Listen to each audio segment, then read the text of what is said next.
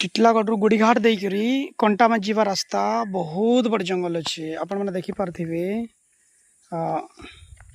ये पाखापाखी शुणवा के पाइछू कि वर्तमान जंगल रे हाथी भी प्रवेश करिछन आपण मैंने देखी पार्थिवे। तो जेन की टिटलागढ़ जेन गुलमी देई करी जेन गुड़ीघाट जीवा रास्ता आपणकर कंटा मांझी से रास्ता देखो आपण मैंने शिव मंदिर अच्छे जय भोले बाबा। तो शिव मंदिर पाखापाखी देखुन सबू साइड के तो जंगल अच्छे किंतु शिव मंदिर पाखापाखी आपण मैंने देखबे गोटे बंदटे अच्छी आउ से बंद रे पानी मुई नहीं देखी किंतु बहुत माने आपणकर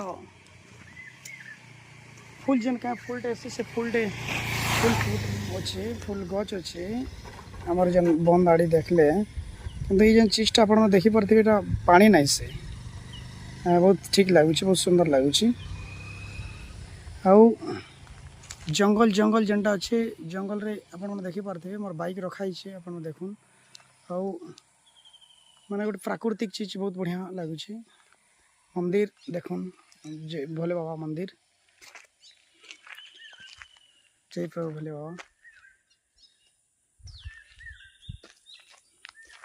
जंगल बहुत बड़ जंगल अच्छे छोट जंगल नहीं से जे जंगल रे जिते भी जीव जंतु सब अच्छा चढ़ी मान साउंड भी अच्छे आप देखी पारे।